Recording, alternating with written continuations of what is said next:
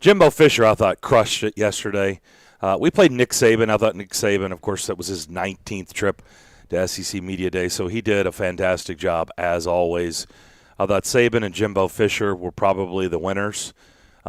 Jimbo's team, it's very clear, he likes his team a lot. They're loaded, and they feel pretty good about the direction of this upcoming season.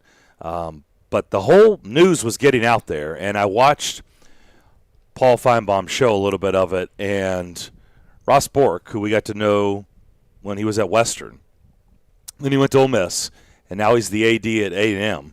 Of course, this story had come out about Texas and Oklahoma, which hit That's a big after, one. after We're we certainly got going to off get the into air. that today. That is a big one. Right. Let me just tell you right now, Texas A&M, they're not in favor. They are not fans. Ross Bork was come out strong. Basically, he did everything but go, no, no, no, no, no, no, no, no, no, no, no, no, no. I mean, he basically did that without doing that right there. And they are not in favor. Well, he is on the record of saying they are not in favor. And what's interesting about it is he's on an island right now. Like, in theory, Missouri is not in favor. That's it. But he went out on his own, right? He didn't go out in a joint statement with Missouri or anybody else. But they need at least 3 teams to block this by league rule. I think they need 4, don't they? That's one to check. It's either 3 or 4, right? So if he's the only guy, he better be careful because he could lose this battle if they don't get enough people to block this. And I don't know if that's going to happen. If the momentum starts going the way it looks like it might. For me, I'm a little bit more of a purist. I can't see it. I understand the money part of it and just the brand that Oklahoma and Texas would bring, but at some point you kind of think you have almost two leagues within the league with Texas A&M, Missouri, Oklahoma, and Texas. That's so far from the traditional SEC. It's going to become something new. But I realize we're going into a new era here with an expanded playoff and whatnot. And, of course, there's a lot of money involved, but it would also crush one of the Power 5 conferences. Is that a good thing for NCAA football? There's a lot getting into, but I certainly understand Ross Bjork's position. It's like, they are enjoying being the one team in Texas that's in the SEC. They want to protect that as much as they can. Yeah. Look, it's the bottom line is there's one big gigantic factor in all this, and Texas A&M and Missouri can say no, no, no, no, no, no, no, no, no, no, we do not want this. No, no, no. That's fine. I understand why. I get it. And I can understand why other teams or other schools would say, well, this just pushes us down the pecking order even more. I get all that. But Greg Sankey doesn't care about exclusivity in a state or getting pushed down. You know what he cares about? He cares about writing the biggest checks possible to every school every year. That's his job. And they are going to be the most lucrative conference in the country. They're already the number 1 conference. They'll be the clear runaway number 1 conference as in product on the field, and they will be the number 1 revenue conference. And that checks all the boxes. Nothing more to say. You're the biggest, baddest thing going, and now you can say you're more lucrative than the Big Ten. Enough said. That's his job. And whenever a school says, I'm not sure. Okay, how about that big check that we give you every year? How about we add $20 million? Will that help you? You know what? I think we can get past that. We've been looking for a new facility or this building or an upgrade here.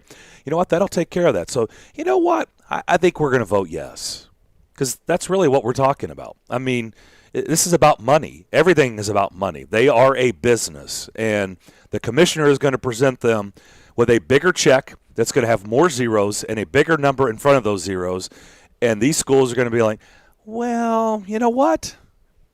I guess we'll just have to live with this. I'd like to really look at the numbers of the math, and maybe the numbers work out.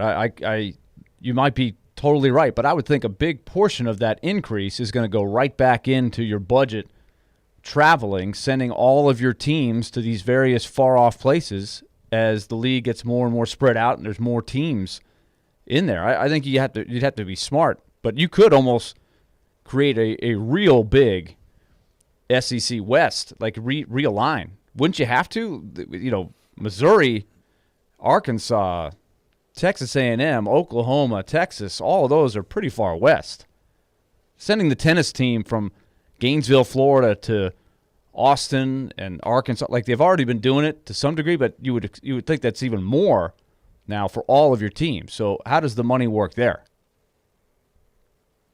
That I don't know. I know that there's been a proposal of 14 pods, basically 4 divisions, 4-team divisions. I don't know if that helps with travel. Yeah, I think that would be the design of it. Yeah, the design would be right to help with travel. You know, to be honest, taking your private charter somewhere else, a little bit further. I just think it's kind of a pimple on an elephant's behind. I just that just doesn't really. I mean, if we were talking about a school like the University of Washington, okay, okay, I get it. So we're talking like you're going across the country. Yeah. These schools, it's not like that's a big deal. Like this is not really taxing their traveling schedule. I don't even really see where that's in the discussion. I think it does, but let's put that aside for a minute. But I want to ask you this. Just from a pure standpoint of the lay of the land of college sports, take the money out of it, which I know you can't, but let's just play a fairy tale for a second, Darren. In my heart, I hope this doesn't happen. I like a lot of leagues. I like variety.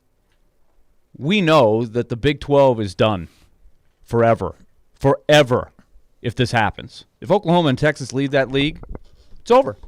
The SEC will become more powerful. That's great. The SEC is always going to be the most powerful. It already is. But is that really a good thing? Like I hope this doesn't happen. I like the traditional SEC. I wasn't wild about the whole conference realignment 10 years ago, to be honest with you. Again, I'm putting the money aside. Put it aside. I'm talking about from a pure fan standpoint, what we love about college athletics. I hope this doesn't happen. That's me. But I'm bouncing that off you. First of all, this is a fairy tale. Remember, I preface this by saying this is a fairy tale. Tell me, are you with me on the fairy tale? No. No, you hope this happens. Absolutely. I mean, do you want your school to be more lucrative? Do you want Vanderbilt to have more money to play with and build? Everybody gets more money. It doesn't help Vanderbilt. Yeah, but especially now with Vanderbilt showing that they're going to be using a lot of that for the athletic department, and they're putting more of a commitment towards the athletic department. I think if you have more coming in, that's a good thing for them, whether everybody else gets it or not. Do I want to see Texas come to town and play Vanderbilt? Yeah. Do I want to see Oklahoma come to town and play Vanderbilt? Yeah. Is that a bad thing? No, there's nothing bad about that. Absolutely nothing for a fan. That is just 2 more intriguing pieces in the conference that you will forever talk about on this radio show. We would never Texas is coming. Well, what else can we talk about this week? It'll be front and center of what we're talking about. It's a big deal. Oh, here's the deal. It's very clear they're not interested in the Big 12 anymore. They're getting ready to tell the Big 12 we're out. We're not signing an extension. So okay, you say, you know what? I don't really want to add 2 more. Okay, that's fine. Oh, what if they go somewhere else? So good. Oh, but you just said you don't want the Big 12 to go away. It's going to go away no matter what. So you can't stop that. So you factor that into your decision, and they go somewhere else, and the Big 12 goes away. Then what did you accomplish?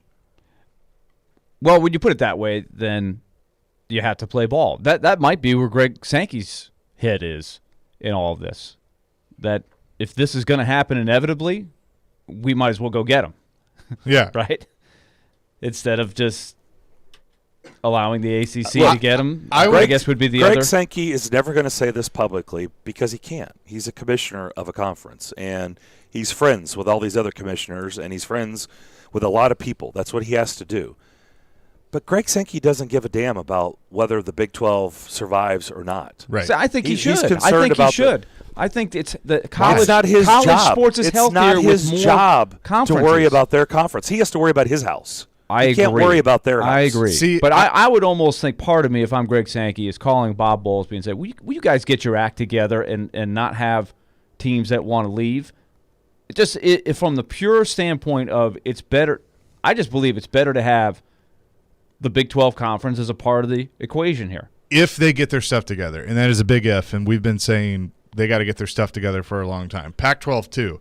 I would rather have, if it's 4 big conferences that everything's clicking on all cylinders and you don't have any weak links, I'd rather have that. If that's what this becomes and the Big 12 dies and goes away and they've been, a weak link, the Pac-12, it makes them stronger. I'd rather have 4 that are strong and flourishing than 4 and then one that's, just kind of hanging on and has a lot of infighting. And who says they have to go away?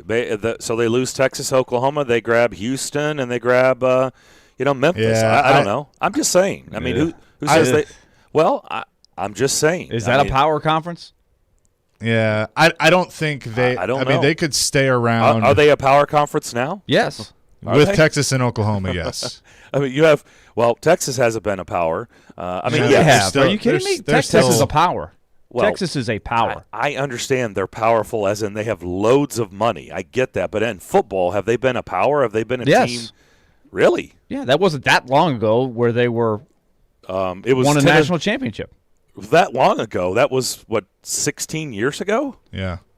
Now But they've we been know, more of a can power you win a than national the other championship UT, at Texas? Yes, you can Of win a course. national championship. Oklahoma has been in the discussion very consistently. So therefore, those two teams, Oklahoma's you are a a power. power. That's a power. Yeah. Here's another thing about this. This is a small storyline, but give me Josh Heupel versus Oklahoma. If he's around, All that's right, another that's storyline. great. That's a storyline for what? 2 5 years, 3, 4 years, 5 years from now. Well, how many years? It's going to take a while for this to. Yeah, I mean, come it to would, fruition. because I think I was reading that their media deal, the TV deal with the Big 12 is up in 2025. So I mean, it would be somewhere around then with this if this happens. Right, ESPN's a big player here in all of this. Oh yeah, Behind but the I think ESPN would be all about it. No, Yeah, they that's are well, all that's the about it. genesis That's why of this is whole happening. thing. Yeah, Right. Yeah. So I don't know. I think the train's left the station. You can have. I mean, Texas A&M would probably vote no. Missouri might. That's fine. Whatever. I think everybody else will be like, yeah, sure. Come on, let's go. $20 million more or whatever it may be. Come on, let's have fun. Hook them. So I think the train's left the station. I mean, if you're after, by the way, considering what just happened in 2020, you think teams are going to be turning down millions of dollars? No. I don't think so. No. I don't think so. Look, if you ever want the iron to be red hot, this is the time to strike, because you've got budgets that are out of whack. You've got athletic departments that have lost tons. Yep. And they are looking to recoup. And if you want a yes vote, now is the time to get a yes vote, because they're looking to recoup. And this is a way to recoup. I started this discussion by the fairy tale of taking the money out of it. I'm just saying that it saddens me that we're to this point. I understand that it's you growth, guys are right. though. The train's moving. I don't know if the Big 12 can stop the train at this point, because it looks pretty clear that there's some things going. There's momentum behind the scenes, and it's only going to it's leaked, right? So now the gasoline is going. The gasoline is fueling this thing. But here's the thing.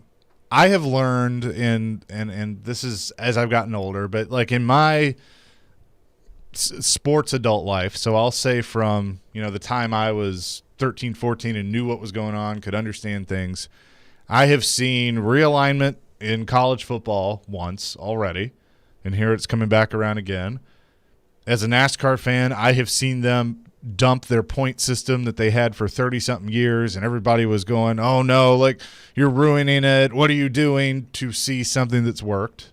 and I was apprehensive about that. I've seen replay in Major League Baseball that everybody was up in arms about, and still some tweaks there, but, we're all used to it. My point is change is scary and growth is scary, but it's going to happen whether you want it to or not. And at the end of the day, once you kind of see it, after it's more than just a vision in your mind and you actually see it play out, you go, okay, all right, it's not that bad.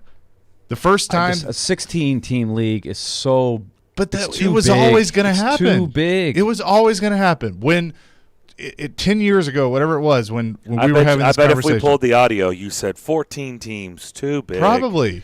I don't 12 like it. 10 teams years too ago, big. you probably went. But you're right. Tell me right. I'm wrong, though. There's no symmetry in the divisions. The scheduling is all messed up in football with 14 get rid of the teams. divisions. Scheduling is all messed up in basketball because of this. It's ruining college basketball. It's 16 What's teams is too big. ruining college basketball? That is part of it. Is there's no the rivalries are spread up. You don't have Tennessee, Vanderbilt, Kentucky, and the teams in the East playing each other twice a year. It's messed up. It's a messed up schedule. You don't know who you're playing. You play, okay, do we play them twice? Oh, I don't know. I think we only play them once this year. That affects it's not, people. I just. yes, Yeah, but they it's could messed fix up. that if they wanted to. Of course they could. No, they can't fix it. The math doesn't work. Now, if you had 16, I guess in basketball you could have basically 2 8-team leagues. That's maybe how you would have to do it. Or just get rid of the divisions and say, hey, you're going to play everybody twice. You can't do that in basketball. Why not? Play 30 Play conference 32 games. conference games? Oh, okay, yeah, that's a lot. Good point. Math. No, I mean, And how would you do it in football? there Who do you are play? ways. So Tennessee won't play Alabama anymore? Not according to what's been thrown out there. They would be in the same division. Yeah. Because Alabama would be in the East, I guess? There is. I don't know if they named them. It was. I think what I saw was Alabama, Auburn. It was the 2 states: Alabama, Auburn, Tennessee, Vanderbilt. That was a division.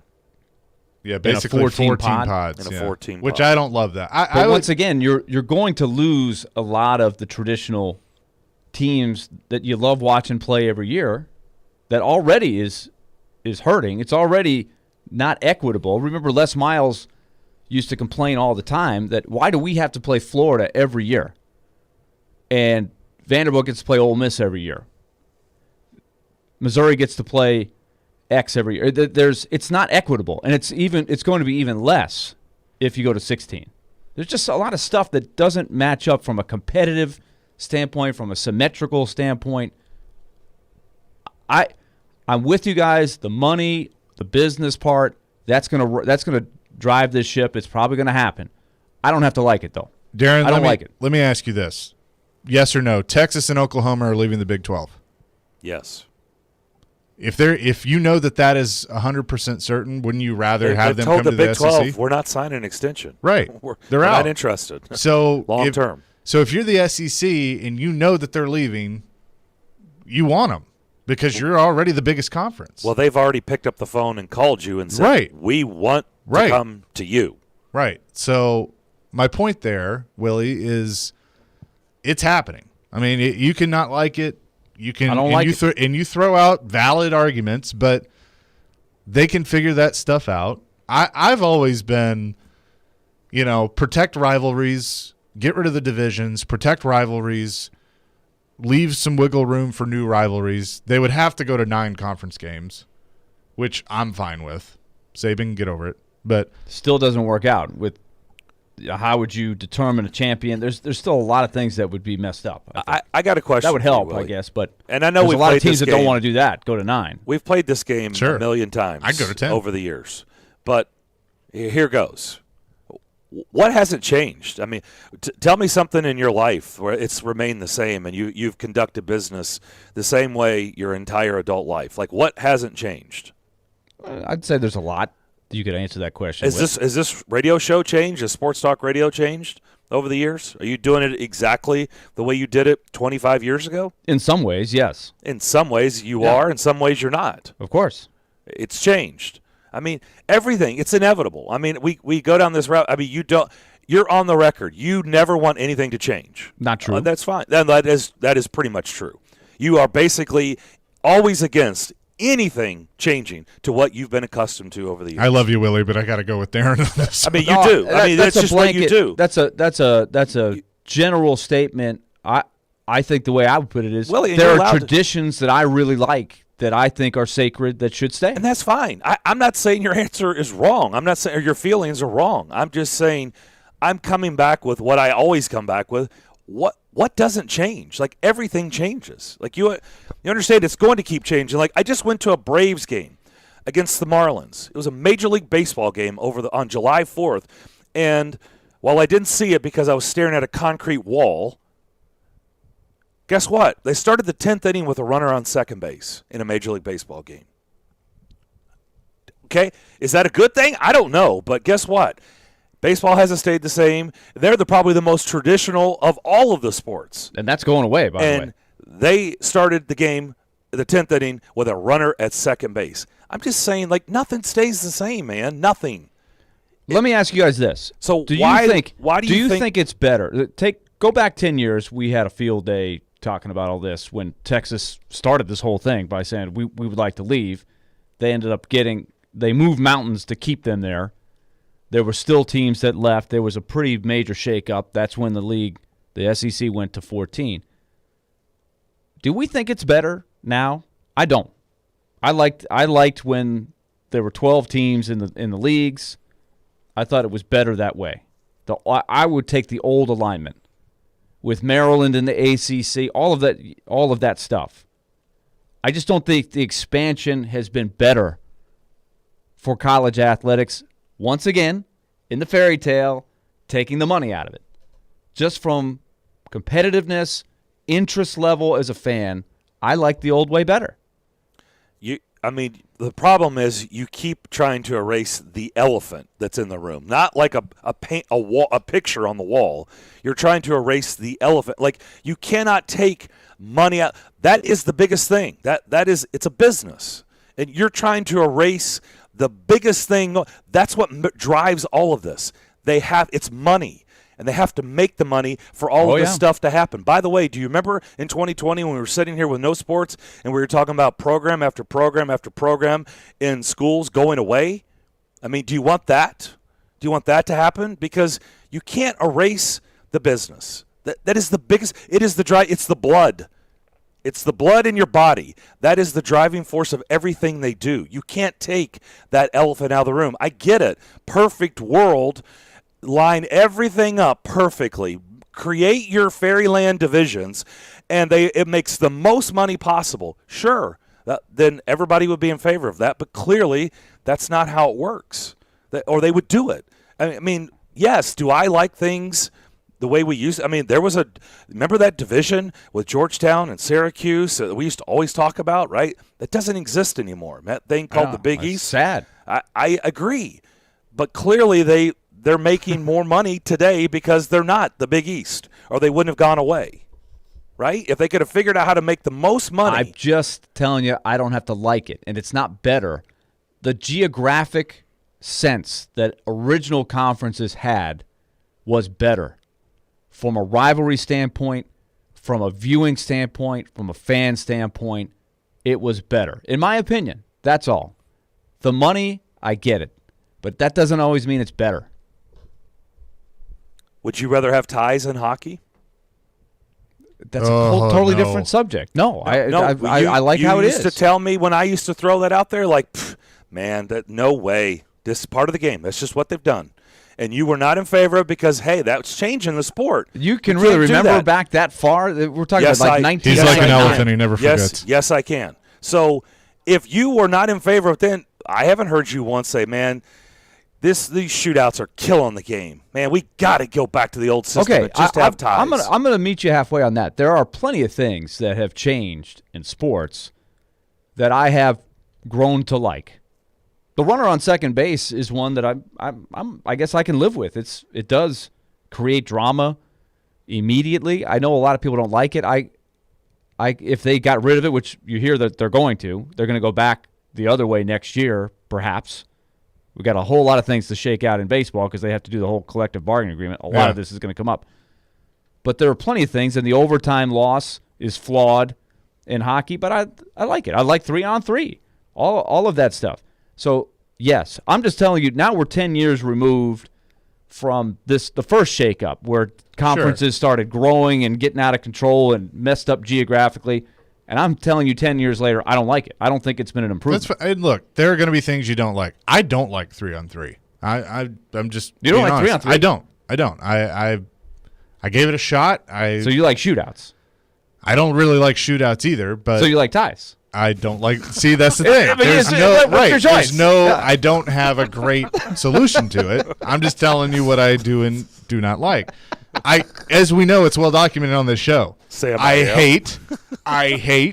Did I mention that I hate 7-inning doubleheaders? Absolutely hate those. Okay. But I understand. I understand the reasoning. I don't have to like it, but I can understand it, and I think that's where you have to be on this. That you may not like it, but it's going to happen. Like it's inevitable.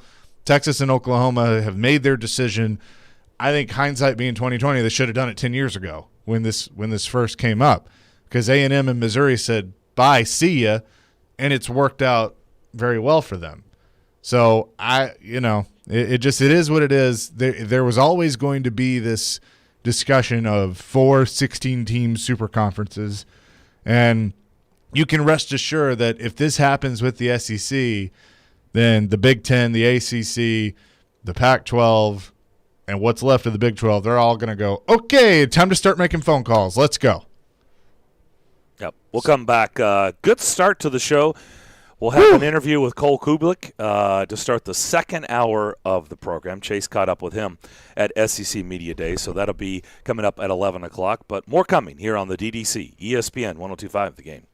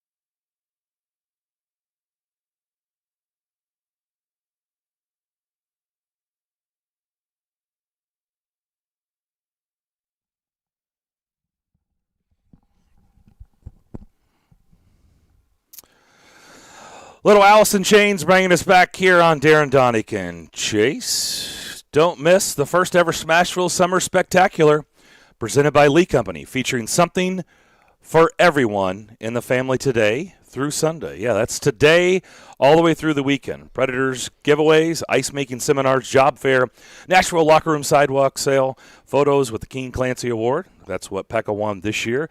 James Norris Memorial Trophy, which Roman Josi won last year, and much more. It's a free event. Plus, you can enter to win lower-level half-season tickets. Attend any event in person to be eligible. All you have to do is go to their website if you want to learn more, NashvillePredators.com/spectacular. For more details, this is a weekend you don't want to miss. Back here on Darren, Daunic, and Chase. Speaking of that, the NHL expansion draft was indeed last night, and the Seattle Kraken have formed a team. So there are now 32 teams in the National Hockey League, and as expected, there wasn't a lot of surprise last night because everything had pretty much leaked out. And to no surprise here in Nashville, Calle Jarnkrok was indeed selected as Marshawn Lynch and Kevin Weeks did the honors. That's so amazing. Marshawn Lynch just said Calle, and I get it. If The you're not boy Calle. If you're not familiar with hockey players' names, I get it.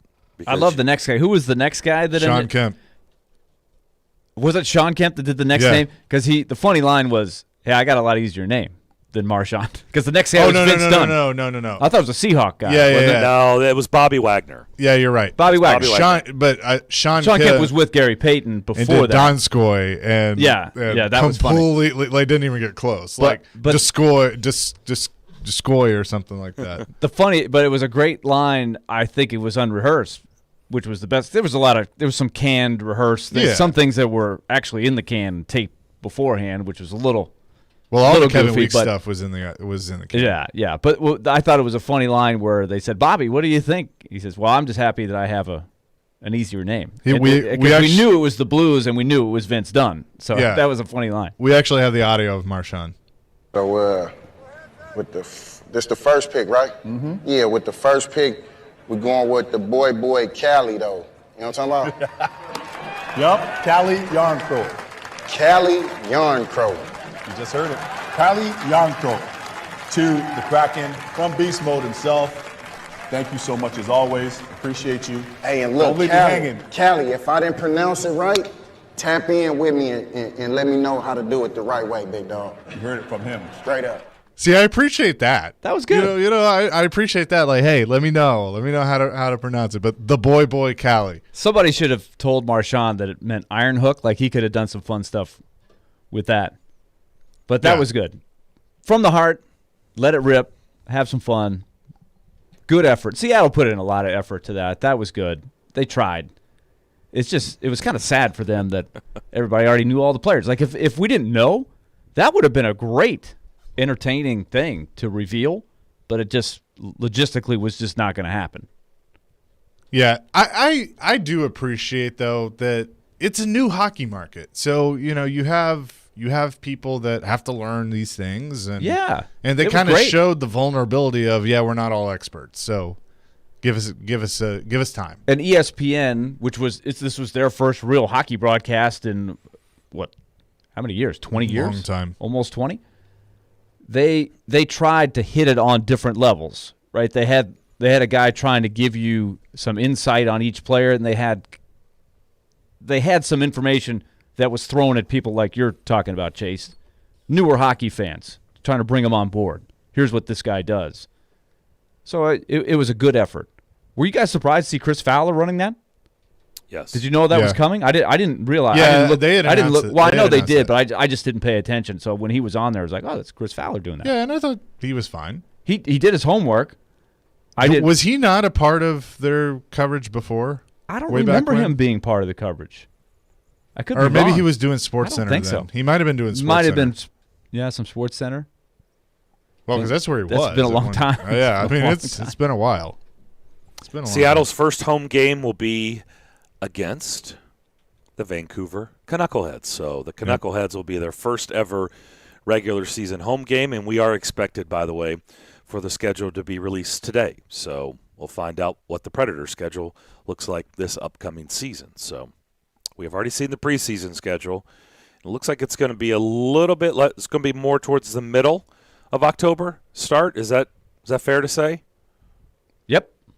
So a little bit later than normal because sometimes they've started Just right a few at days. the beginning. Just a few days, yeah. Well, I mean, sometimes they've started on October 2nd or 3rd.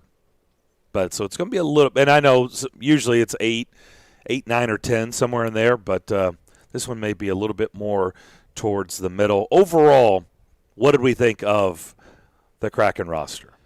I really like their defense. They went with size, which brings us back to part of the thinking of what Nashville has tried to do. Change their identity, get bigger, still be mobile. It took Nashville a year to get where they are now. I think they want to take it to the next step. That's part of the reason why they acquired Phil Myers. They wanted to get bigger and tougher. Seattle definitely looked at that. Their defense core is big and tough. They brought in some big, tough forwards, too. So I think they have the pieces on the periphery. They also kept their payroll to almost the minimum. I do think you're going to see another chapter here, though. Yeah, it's not because done by any means. There are going to be some trades that are announced that I think were going on behind the scenes that, for whatever reason, they didn't announce last night. I also think that they're going to be getting a ton of phone calls by teams going forward that are like, okay, I know we couldn't work out a deal before, but we're desperate to get rid of money. What would it take to get the because I think they'll still have some more trades because they have so much flexibility. So I wonder how close this team will look to that lineup that we saw last night. Yeah, I think there are going to be some significant changes. Like right now, I like adding Mark Giordano as your veteran guy. Could potentially be the first captain if they decide to have. But is he a part of a trade that we don't know about?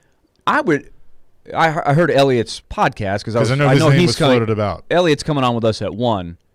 He made a point on his so I listened to his podcast to get a few things that were on his mind. One point he made I tend to agree with is if you were thinking that you're going to just flip Giordano to another team, would you bring him to Seattle and have the jersey and interview him and do all that? I think he'll start the year as their captain. If they're out of the race, I think he becomes a great guy that you trade during the season. I would be surprised if he's traded before the season. I think they want him to be the anchor, the veteran guy that is your leader. That's my theory. We'll ask Elliot about it. But he's one of the few name guys that they took. Yeah, I mean, if you're talking just looking at this roster as it is right now, and you're talking like leadership group, I mean, Giordano could certainly be that. Callie could certainly be a part of that. You know, as a veteran guy. I mean, this is a young team, but I think that what the building blocks that they have in place are going to be pretty good. I mean, I love that they added Colin Blackwell. I think Colin Blackwell is a heck of a pickup for them with what they're building from scratch. Hungry guy that will be excited to play more. That's how Vegas hit it. Was they took some hungry young guys who hadn't had a chance to play that they thought, given the opportunity, would do better. Yeah. Let's be honest, that's how the Predators were competitive at all. They had some guys that were the right fit who had never played that much, if at all. Scott Walker was sitting in the press box with Barry Trotz for the whole season before they picked him. And he's like, please take me. I just want to play. And, of course, he turned out to be an all-star kind of guy for the Predators. But there'll be some stories like that. That's what they're hoping for the Kraken, rather than take the big contracts of the veterans who are more known quantities but also come with a big price tag. I'm surprised you guys haven't brought up my guy yet, Yanni Gourde. Take Yanni Gourde. Yanni Gourde is a great player. Yeah. He's really injured. That's another thing I've heard is he may not be ready to start the next year. But to me, that's a really good, strong player to have. So I think they're gonna be really good defensively. I don't know what you guys think.